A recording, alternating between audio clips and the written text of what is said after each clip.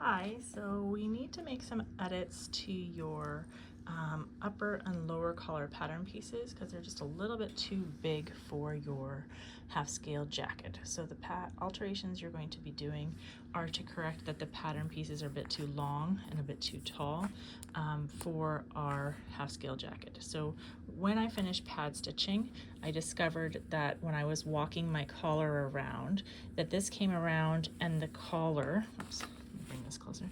When this came around, so matched my center back, and I walked this around on that seam allowance line, which is marked by the pad stitched canvas.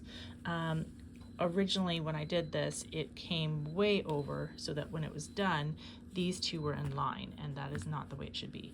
This piece should stop back here roughly, and that's our break point. So that's where the collar and the lapel separate. So that is this little point here on your jacket. So we want this break point to stop before the edge of our collar. So it has a nice look where they're just not like they're not right together. Okay.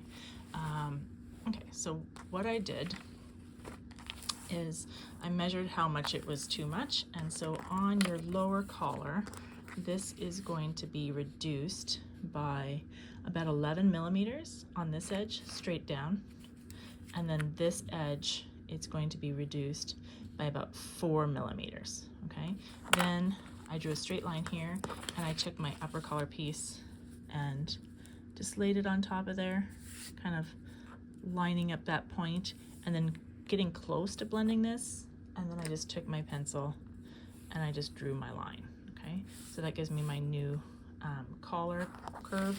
And then on this side, I reduced it by, looks like 7-8 millimeters there, like about 7-8, and so just drew that straight down. And then this part is about 4 millimeters. And again, I just took my pattern piece, laid it on top, and then kind of lined it up and drew my line straight across.